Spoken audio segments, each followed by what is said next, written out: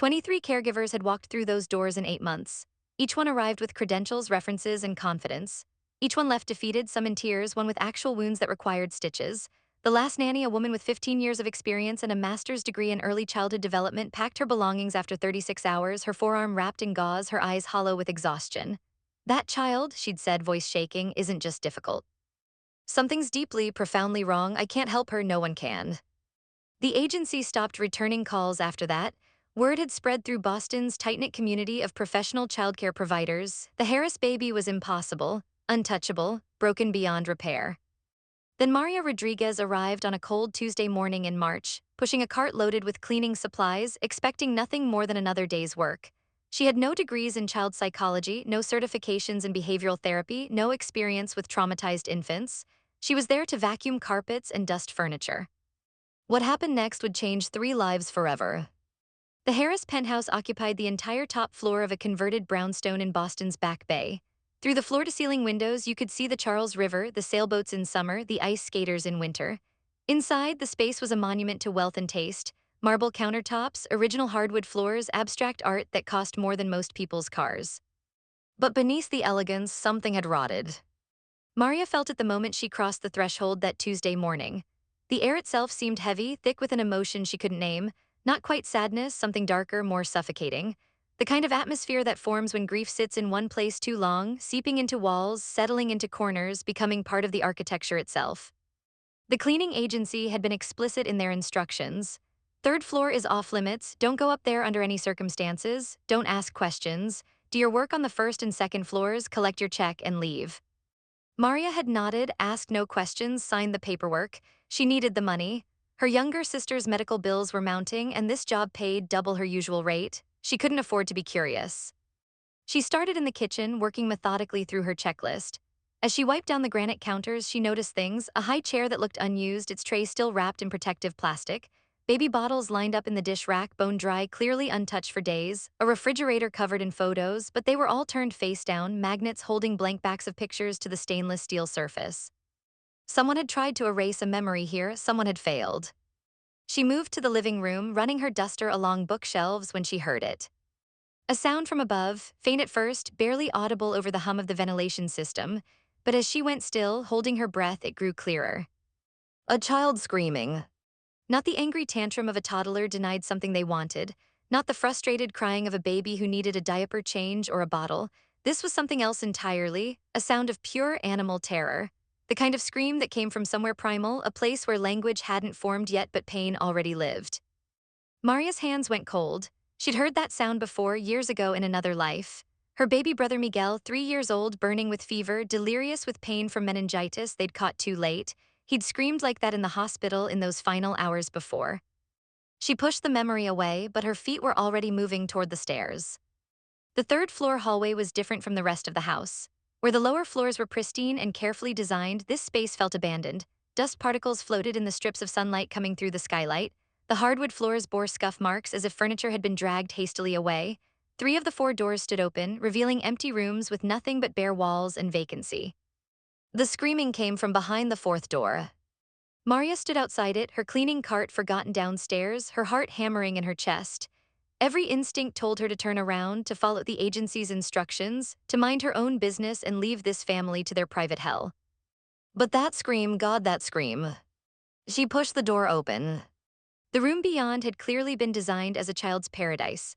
Custom murals covered the walls, whimsical clouds, friendly animals, a painted rainbow that arced across the ceiling.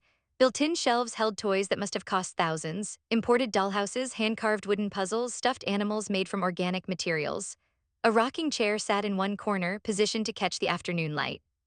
But the room felt wrong, like a stage set that had never been used for its intended purpose. The toys were arranged too perfectly, many still in their original packaging. The rocking chair had a thin layer of dust on its armrests. The beautiful space felt cold, unloved, like a museum display rather than a living child's domain. In the corner beside the window, a woman in a nanny's uniform knelt on the floor, her shoulders slumped in defeat. Blood dripped from her forearm onto the expensive carpet. She looked up as Maria entered, her face pale with shock and exhaustion. "You need to leave," the nanny said, her voice barely above a whisper, before she. A small figure launched itself from behind the toy chest. Maria caught a glimpse of a tiny girl, maybe 13 or 14 months old, wearing pajamas printed with stars. Her dark hair was tangled, her face red and swollen from crying. In her small fist, she clutched a strip of blue fabric, a scarf clearly made of silk, clearly not a toy designed for a baby. The child's mouth was open in mid-scream, her eyes wild with something that looked like panic. She wasn't looking at the nanny. She wasn't looking at Maria. She was looking at the doorway behind Maria, at something or someone Maria couldn't see. "Valerie, please," the nanny begged, reaching out with her uninjured hand. "Please, sweetheart, just." The little girl screamed louder, scrambling backward until she hit the wall. She pressed herself against it, making herself as small as possible, the blue scarf clutched to her face like a lifeline. "Get away from me," a man's voice shouted from the hallway. Maria turned to see a figure in the doorway. James Harris looked like a ghost of himself. Mid-30s, tall, wearing an expensive suit that hung awkwardly on his frame like he'd recently lost weight. His tie was loosened, his hair uncombed, dark circles under his eyes so pronounced they looked like bruises. His hands shook as he gripped the doorframe. "I said get away," he repeated, his voice cracking, but he wasn't talking to Maria or the nanny. He was talking to his daughter. Because little Valerie, upon seeing her father, had started screaming a different word through her tears. "Dada go, dada go, dada go." Maria watched James Harris's face crumble, watched the way his entire body seemed to fold in on itself like he'd been physically struck. He took one step backward, then another, his hand dropping from the doorframe. "I'm sorry," he whispered, though it wasn't clear who he was apologizing to. "I'm so sorry." He disappeared into the hallway. The nanny struggled to her feet, still clutching her bleeding arm. "I'm done," she said to no one in particular. "I'm calling the agency, I'm calling CPS. This isn't normal, this isn't." She looked at Maria with desperate, frightened eyes. "That baby needs help I can't give." She pushed past Maria and was gone. And suddenly Maria was alone in the room with a terrified child who had finally stopped screaming. Maria stood completely still, barely breathing, aware that she'd just stumbled into something far beyond her understanding or her pay grade. She should leave. She should follow the nanny down those stairs, collect whatever portion of her fee the agency would give her, and never come back. Instead, she slowly lowered herself to sit on the floor, her back against the wall opposite Valerie. Not approaching, not reaching, just being present in the space. For a long moment, neither of them moved. Valerie's breathing was ragged, her small chest heaving. Tears streaked her red face. She kept that blue scarf pressed against her cheek, her eyes darting between Maria and the open door, waiting for someone else to appear. Maria noticed things in the silence. The way the child's pajamas hung loose like she'd lost weight recently. The way her fine dark hair was matted in places, suggesting missed baths or hasty, incomplete ones. The way her eyes, deep brown, absolutely beautiful, held an awareness that seemed too old for someone barely past infancy. This wasn't a difficult child, this was a drowning child. "I'm Maria," she said softly, her voice barely above a murmur. She spoke in English, but her accent carried the rhythms of her native Spanish, the gentle cadence her own mother had used with babies. "I'm not going to hurt you, I'm not going to take anything from you, I'm just going to sit here, okay?" Valerie watched her with those ancient eyes. Maria noticed the child's gaze kept drifting to the blue scarf she clutched, then to Maria's face, then back to the scarf. Like she was trying to communicate something but didn't have the words. "That's a pretty scarf," Maria said gently. "Is it soft?" Valerie's grip tightened on the fabric. "Can I see it, just see, not touch?" Slowly, very slowly, Valerie extended her arm slightly, showing Maria the scarf while keeping it firmly in her own possession. Even from across the room, Maria could see it was expensive silk, the kind of accessory a wealthy woman might wear.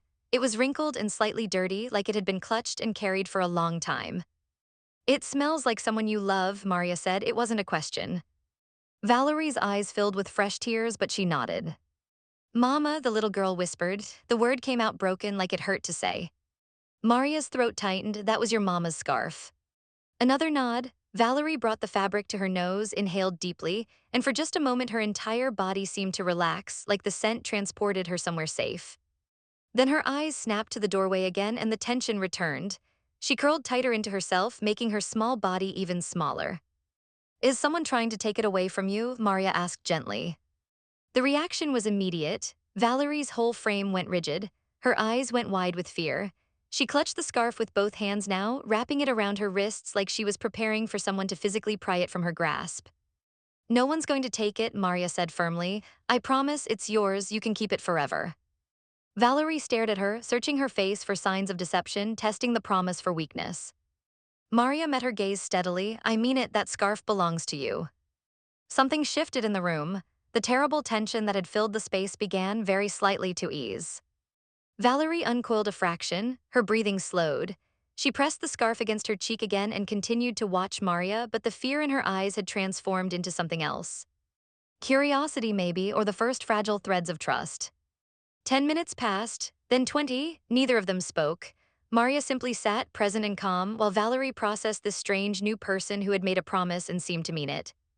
Then so slowly that Maria almost didn't notice it happening, Valerie began to move. She crawled forward, not far, just a few feet, but it was enough to close some of the distance between them. She stopped about 3 feet from Maria and sat down again, the blue scarf still clutched in her hands. She didn't reach for Maria, didn't ask to be held, just sat near her, close enough to feel the presence of another human who wasn't trying to change her or fix her or take away the one thing she had left of the person she loved most. For the first time in 9 months, Valerie Harris felt something almost like safe. And downstairs, standing in his study with his phone in his hand, watching the security camera feed from his daughter's room, James Harris watched a miracle he couldn't begin to understand. James had installed the cameras 3 months ago after the seventh nanny quit. He'd told himself it was for safety, to monitor what was happening when he couldn't be there. But the truth was darker. He'd needed to see if the problem was his daughter or the people he kept hiring to care for her. He'd watched hour after hour of footage. Watched professionally trained caregivers try every technique in the book: structured schedules, behavioral modification, gentle attachment parenting, firm boundaries. Watched every single one of them fail. Watched his daughter scream and fight and bite as if her life depended on resisting. And he'd watched himself too on the occasions when he forced himself to try again. Watched the way Valerie's face would transform from neutral to terrified the moment she saw him. Watched himself back away, unable to bear the rejection, unable to endure the way his own child looked at him like he was a monster. The psychologists he'd consulted had offered theories: attachment disorder, extreme separation anxiety, developmental delays. They'd recommended residential treatment centers, experimental therapies, medications to calm her nervous system. Each suggestion had felt like a small defeat, an acknowledgement that his daughter was damaged beyond repair. But now, watching the security feed, he saw something none of the experts had achieved. A cleaning woman sitting on his daughter's floor, doing nothing, saying little, and somehow, impossibly, Valerie was calm. Not just calm, approaching, choosing to be near someone. His hands shook as he set the phone down on his desk. The intercom on his wall buzzed. His mother's voice, sharp and commanding even through the speaker. James, I'm coming up. We need to discuss this latest nanny situation. He pressed the button. Not now, mothers. The agency called me. They said the girl left bleeding. They're threatening legal action. They want assurances that. I said not now. He'd never raised his voice to his mother before. The silence that followed was loaded with surprise and anger. Fine, Catherine Harris said eventually, her voice ice. But this conversation isn't over. That child needs professional help, James. Real help, not another parade of incompetent caregivers who. He disconnected the intercom. For months, his mother had been pushing for Valerie to be properly evaluated, which James understood to mean institutionalized. For her own good, Catherine had said repeatedly, and for yours, you can't keep living like this. But sending Valerie away felt like giving up, like admitting that he'd failed so completely as a father that his own child was better off without him. The phone in his hand buzzed with a new notification, another email from his office, the fourth that morning, each one more urgent than the last. He'd missed 2 board meetings this month. His assistant was fielding increasingly difficult questions about his availability. The company he'd spent a decade building was suffering from his absence. But every time he tried to focus on work, tried to lose himself in the familiar rituals of conference calls and strategic planning, he would hear it, that scream. His daughter's voice, hoarse from overuse, crying for a mother who was never coming back. He looked at his phone again, pulled up the security feed. The cleaning woman, Maria, according to the agency forms, was still sitting on the floor, and Valerie, incredibly, had fallen asleep beside her, still clutching that damn scarf but sleeping peacefully for the first time in recent memory. James needed to understand what had just happened, needed to know if this was a fluke or if this woman had somehow found the key that everyone else had missed. He took the stairs 2 at a time, but when he reached the 3rd floor, he forced himself to slow down, forced himself to approach quietly, carefully, like he was approaching a wild animal that might bolt. Maria looked up as he appeared in the doorway. She held a finger to her lips, gesturing at the sleeping child, then carefully stood and moved toward him, creating distance between herself and Valerie. They stepped into the hallway and James closed the door most of the way, leaving it cracked so they could hear if Valerie woke. Mr. Harris, Maria said quietly, I'm sorry, I know I wasn't supposed to come up here, the agency told me. I don't care about the agency, James interrupted. His voice was rough, barely controlled. My mother called you, said you were in Valerie's room. She said my daughter stopped crying when she saw you. Is that true? Maria hesitated, then nodded. She was very upset when I got here. The nanny was hurt, but after everyone left, she calmed down. Why? The word came out almost aggressive. What did you do? Nothing, Maria said simply. I just sat with her, didn't try to touch her or take anything from her, just let her be. James stared at this woman, this stranger who had accomplished in an hour what 23 professionals couldn't manage in 8 months. I need to ask you something, he said, and I need you to be honest with me. Okay. Do you think something's wrong with her? With Valerie, the doctors, the psychologists, they all say different things. Attachment disorder, behavioral problems, developmental delays, but none of them can tell me how to fix it. His voice cracked. Do you think she's broken? Maria's expression softened.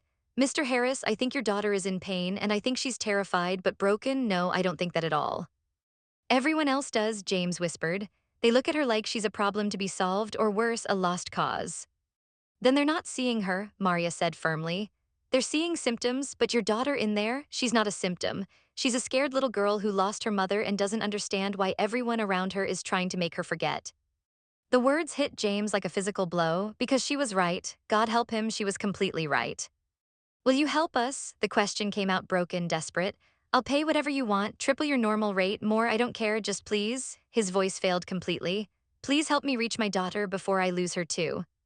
Maria looked past him at the cracked door, at the small figure visible through the gap, sleeping peacefully for the first time in months.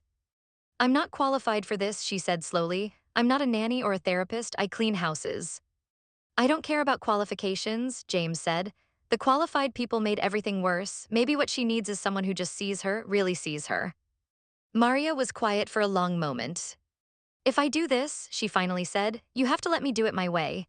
No schedules, no forcing, no trying to make her do things because that's what babies are supposed to do. I follow her lead. Anything, James agreed immediately. And you have to be willing to face what's really happening here. Because Mr. Harris, with all respect, I think the problem isn't just your daughter. He knew what she meant. He'd known for months but had been too much of a coward to admit it. The problem was him. When can you start? He asked quietly. Today, Maria said, but first we need to talk about something I noticed while I was sitting with her. What? She kept touching. And her ear, rubbing it, wincing when I got close to that side of her head. When's the last time someone checked her for an ear infection? James felt the ground shift beneath him. The pediatrician saw her 2 weeks ago, said everything was fine. Did they specifically check her ears? He opened his mouth, closed it, tried to remember the appointment report the nanny had given him, realized he'd never actually read it, had just filed it away with all the others. I don't know, he admitted, I wasn't there. Maria's expression was carefully neutral, but James saw the judgment in her eyes, deserved judgment. She might have an ear infection, Maria said gently. That could explain some of her distress. James pulled out his phone immediately, started dialing the pediatrician's office. I'll get her in today, this afternoon if they have anything. Good, Maria said, but there was something else in her expression. Something that suggested she'd seen more than just a potential ear infection. Something that made James's stomach twist with dread. What else had everyone missed? What else had he been too absent, too overwhelmed, too buried in his own guilt to notice? The pediatrician's office was in a sleek medical building on Commonwealth Avenue, the kind of place where the wait time was always minimal and the coffee in the lobby was actually decent. James had chosen Dr. Patricia Nguyen specifically because she was the best, Harvard-educated, published in major journals, with a patient roster that read like a who's who of Boston's elite families. But as he sat in the examination room with Valerie squirming in his lap, he realized that the best didn't mean anything if she wasn't seeing what mattered. Dr. Nguyen came in with her usual efficient smile, tablet in hand. Mr. Harris, good to see you, it's been a while. I've been busy, James said automatically, then immediately regretted the excuse. Of course, Dr. Nguyen turned her attention to Valerie, who had immediately tensed at the sight of the white coat. And how's our little one doing today? That's why I'm here, James said. I need you to check her ears thoroughly. Dr. Nguyen's smile flickered. We did a full exam 2 weeks ago. Valerie's nanny brought her in. Everything was normal. Check again, James insisted, please. Something in his tone must have conveyed the urgency. Dr. Nguyen set down her tablet and picked up her otoscope. All right, let's take a look. Valerie started crying the moment Dr. Nguyen approached with the instrument. Not the full-body screaming from before, but a distressed, frightened cry that made James's chest tighten. It's okay, baby, he murmured, trying to hold her still. She's just going to look, it won't hurt. But when Dr. Nguyen inserted the otoscope into Valerie's left ear, the crying intensified. Valerie jerked her head away, reaching up to bat at the doctor's hand. Dr. Nguyen's expression changed. She pulled back, adjusted the instrument, tried again more gently. After a moment, she stepped back, her face grim. Mr. Harris, when was the last time Valerie had antibiotics?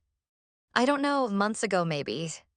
Dr. Nguyen pulled out her tablet, scrolled through notes. She hasn't been prescribed any antibiotics since her 6-month checkup. That was 7 months ago. What are you saying? The doctor met his eyes. Valerie has a severe bilateral ear infection, both ears. Based on the fluid buildup and inflammation, I'd say she's had this for at least 3 to 4 weeks, possibly longer. The room seemed to tilt, but the last exam. The last exam was inadequate, Dr. Nguyen said, her professional mask slipping to reveal genuine concern. I'm looking at the notes from that appointment. The nanny who brought her in, she checked the name. Ms. Morrison reported that Valerie was being difficult and uncooperative. My colleague noted behavioral issues but completed only a cursory physical exam. He didn't check her ears because Valerie was crying too much. James felt sick, so because she was upset, he didn't bother to find out why she was upset. I'll be speaking with him about this, Dr. Nguyen said quietly. This shouldn't have been missed. Valerie was still crying, rubbing at her ear, and suddenly every scream of the past weeks took on new meaning. She hadn't been difficult or broken or disturbed. She'd been in pain, and everyone had been too frustrated with her reaction to the pain to investigate its cause. What do we do now? James asked. Strong antibiotics immediately, possibly ear drops for the pain. I'll write the prescriptions now. Dr. Nguyen hesitated. Mr. Harris, I need to ask, has Valerie been exhibiting other concerning behaviors, beyond what might be explained by the ear infection? James thought about the screaming, the violence, the terror in his daughter's eyes. Yes. Has she been evaluated by a child psychologist? 3 of them, they all said different things. Dr. Nguyen made a note on her tablet. I'm going to recommend a colleague who specializes in childhood trauma. Given what Valerie's been through, losing her mother at such a young age, and now this prolonged pain that went undiagnosed, she needs proper support. I'll call them today, James promised. As they left the office with prescriptions in hand, Valerie exhausted and quiet against his shoulder, James made himself face an uncomfortable truth. How many other things had been missed? How many other times had professionals seen his daughter's symptoms but not bothered to dig deeper because she was too difficult to examine properly? And how much of her current state was the result of actual trauma versus untreated physical pain that everyone had dismissed as bad behavior? His phone buzzed with a text from Maria. How did it go? He typed back, severe infection in both ears, possibly weeks old, nobody noticed. 3 dots appeared then. I'm so sorry, is she okay? She will be starting antibiotics tonight. Want me to come over? It might help with the first dose. James looked at his daughter, whose eyes were starting to close despite her discomfort. The idea of trying to give her medicine alone, of wrestling with her while she fought him, of hearing her scream because she associated him with more pain. Yes, please, if you can. I'll be there in 30 minutes. And as James carried Valerie to the car, he realized something that both relieved and devastated him. This was the first time in 9 months he hadn't felt completely alone. But it shouldn't have taken a stranger to show him what he'd been missing. It shouldn't have taken his daughter nearly breaking before he finally paid attention. Maria arrived at the penthouse at 6 p.m. carrying a bag of groceries, yogurt, applesauce, other soft foods that would be gentle on a sick child's stomach. James let her in, and she immediately noticed the change in his appearance. He'd taken off his suit jacket, rolled up his shirt sleeves, and his hair was disheveled from running his hands through it. He looked like a man who'd been struck by lightning and was still trying to understand what had hit him. She's sleeping, he said quietly. Finally, the doctor said the antibiotics would take a day or 2 to kick in fully, but I gave her the first dose an hour ago. How did she take it? Ugh. Badly, he showed Maria his hands. There were small scratches on his wrists. She fought me, thought I was hurting her again. Maria set down the groceries. Mr. Harris, can I see the medication? He led her to the kitchen, where a pharmacy bag sat on the counter. Maria pulled out the antibiotic suspension and the accompanying paperwork, reading carefully. This is good, she said, strong but appropriate for her age and weight. She should start feeling better soon. Dr. Nguyen said 3 to 5 days for significant improvement. James leaned against the counter, suddenly looking exhausted. 3 to 5 more days of pain because everyone was too busy labeling my daughter as difficult to actually examine her properly. Maria heard the rage in his voice but also the guilt. You couldn't have known. I should have known I'm her father. You're also grieving and overwhelmed and dealing with more than anyone should have to handle alone. James looked at her and Maria saw the question in his eyes. How do you see that? How do you understand what I'm barely willing to admit to myself? Mr. Harris, she said gently, can I look around just to get a sense of what Valerie's routine has been like? He nodded, waving a hand vaguely. Do whatever you need to do. Maria started in the kitchen, opening cabinets with the automatic efficiency of someone who'd cleaned hundreds of homes. She found baby bottles, formula, organic baby food in neat rows, everything expensive, everything pristine, everything barely used. In the refrigerator, prepared meals from a gourmet baby food delivery service, most of them unopened and approaching their expiration dates. She moved upstairs, starting with what appeared to be James's bedroom.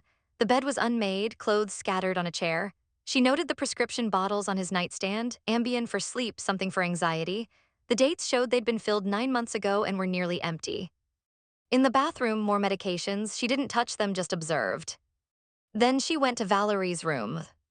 The nursery was beautiful and cold at the same time, professionally decorated, catalog perfect, but something about it felt staged rather than lived in.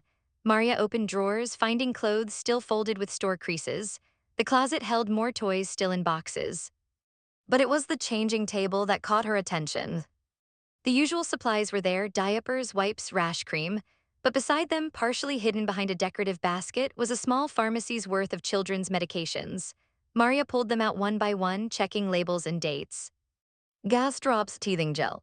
Children's Tylenol, anti-itch cream, all reasonable things to have for a baby. And then at the back, she found something that made her blood run cold. A prescription bottle, adult medication, a sedative. The prescription wasn't in Valerie's name, it was in James's, but the dosage instructions written on a note stuck to the bottle were for pediatric use, 1 4-tablet crushed in milk at bedtime. Maria's hands started shaking. She picked up the bottle, checked the date. It had been filled 7 months ago. The quantity prescribed was 60 tablets. She opened it, counted what remained. 7 pills left. 53 tablets gone over 7 months. That meant James had been giving this to his daughter almost every night. Maria heard footsteps on the stairs and quickly, perhaps foolishly, pocketed the bottle. When James appeared in the doorway, she was holding a package of diapers, looking natural. Everything okay? He asked. Yes, Maria lied, just familiarizing myself with where things are. James nodded, distracted. I'm going to make some coffee. Can I get you anything? I'm fine, thank you. After he left, Maria pulled the bottle back out, photographing the label with her phone. Then she returned it to exactly where she'd found it. She needed to confirm what this meant before she said anything, needed to be absolutely certain she understood what she was seeing. Because if she was right, the ear infection was the least of Valerie's problems. Maria waited until Valerie woke from her nap and needed dinner. She prepared one of the yogurts she'd brought, adding a bit of honey to make it appealing, and carried it upstairs with James following. Valerie was sitting up in her crib, the blue scarf clutched as always, her face puffy from sleep and illness. When she saw Maria, her expression brightened slightly. When she saw her father, she tensed. It's okay, sweet girl, Maria said softly. Daddy's just here to help. We're going to have some dinner, okay? She sat in the rocking chair and held out her arms. To her surprise and James's visible shock, Valerie reached for her. Maria lifted the small, warm weight of the child into her lap and offered a spoonful of yogurt. Valerie ate slowly but without the fighting that James had described. After a few bites, Maria said casually, Mr. Harris, Valerie seems very sleepy, more than I'd expect even with the infection. Has she always been this drowsy? James shifted uncomfortably. The last few months, yes. The doctor said babies going through trauma sometimes sleep more as a coping mechanism. Which doctor said that? I don't remember, one of the psychologists maybe. Maria fed Valerie another spoonful. What time does she usually go to bed? Around 7, she fights it, screams for hours, but eventually exhausts herself and passes out around 9 or 10. And you give her something to help her sleep. The silence that followed was answer enough. James's face went pale. How did you? I'm a housekeeper, Mr. Harris. I see medicine cabinets in every home I clean. Yours isn't unusual except for one thing. She kept her voice neutral, non-judgmental, the sedative prescription. James sat down hard on the floor, his back against the wall. For a long moment he said nothing, then. It started 4 months after Caroline died. Valerie wouldn't sleep, would scream all night, every night, hours and hours of it. I couldn't function, couldn't work, couldn't think. I was afraid I was going to hurt someone, hurt myself from the exhaustion. So you called a doctor. Not her pediatrician. He kept saying there was nothing wrong, that I just needed to let her cry it out, that I was making it worse by responding to her. James's voice.